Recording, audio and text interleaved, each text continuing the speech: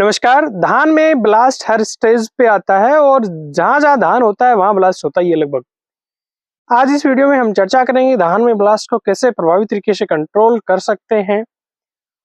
और ब्लास्ट एक ऐसी बीमारी है जिसकी वजह से, जिसमें इस्तेमाल होने वाले रसायनों की वजह से हमारा धान एक्सपोर्ट नहीं हो पाता है, बासमती धान बाहर दूसरे देश नहीं खरीदते हैं। तो उस विषय पे भी हम थोड़ी चर्चा करेंगे कि कौन से केमिकल आपको लास्ट स्टेज में नहीं इस्तेमाल करने चाहिए। और साथ में धान में ब्लास्ट के साथ में छोटी मोटी और भी बीमारियां होती हैं, उनके लिए हम अलग से कुछ ना करें, ऐसा केमिकल इस्तेमाल करें कि और अन्य रोग भी उसके कंट्रोल हो जाए। तो इस विषय पे हम इस वीडियो में चर्चा करेंगे। देखिए, ब्लास्ट जो बीमारी है वो धान की हर स्टेज में आती है और हर स्टेज के उसके अपने लक्षण हैं। जैसे शुरू में जो ब्लास्ट आता है वो आप पत्ती पे देखोगे कि नाव के आकार के यों, या उसको स्पाइंडल शेप कह दो, यानी कि बीच में मोटा, किनारे से बारीक ऐसे ऐसे आपको धब्बे दिखाई देंगे। धब्बे में क्या, जितना धब्बे का बीच का जो पार्ट होगा वो तो एकदम जला हुआ दिखाई देगा, जैसे राख के रंग का हो गया हो, और बाहर का जो मार्जिन है वो भूरे रंग का और वो येलो येलो कलर का आपको दिखाई देगा। और बाद में इसमें थोड़ा और धान बड़ा होता है तो इसमें कॉलर ब्लास्ट आता है, यानी कि धान का जो तना होता है और उस तने से यूं पत्ती बाहर निकलती है, तो उस जो कॉलर रीजन है जहां से धान की पत्ती तने से अलग हो निकलती है, वो एरिया आपको सड़ने लग जाता है। फिर उसके बाद में आपका नोड ब्लास्ट आता है, जिसमें धान की जो तने की गांठें हैं वहां से वो पौधा टूटने लग जाता है। और बाद में आप देखते होंगे कि गर्दन तोड़, यानी धान का जो बाली के नीचे का हिस्सा है वही टूट के गिर जाता है उस लेट स्टेज में, वो भी ब्लास्ट का एक रूप है। तो अलग अलग रूप में ब्लास्ट आती है। तो हम क्या करें इसके कंट्रोल के लिए? देखिए, शुरुआती समय में यदि आपके ब्लास्ट की दिक्कत हो तो अपने पुराने दो मोलिक्यूल है, जिसमें ट्राइसाइक्लाजोल और कासुगामाइसिन है, इसको आप इस्तेमाल कर सकते हो। दोनों पुराने हैं लेकिन ये इफेक्टिव है। और ट्राइसाइक्लाजोल तो ब्लास्ट में इतना यूज होता है, इसीलिए होता है कि इसका अच्छे रिजल्ट है। तो कासुगामाइसिन या ट्राइसाइक्लाजोल में से आप इनिशियली, यदि आपके बाली के पहले की अवस्था में है, तो आप दोनों में से कोई एक फफूंदनाशक आप इस्तेमाल कर सकते हो।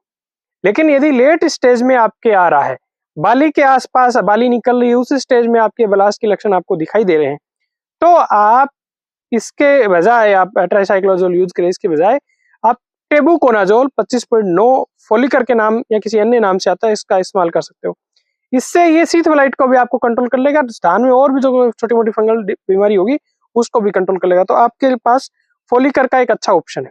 इसके अलावा आप एजोक्सोस्ट्रोबिन के कॉम्बिनेशन वाले जो उत्पाद आते हैं वो भी अच्छे रिजल्ट देते हैं। जैसे एजोक्सोस्ट्रोबिन प्लस डाइफेनाकोनाजोल आता है, और एजोक्सोस्ट्रोबिन के साथ में टेबुकोनाजोल का मिक्सर भी आता है।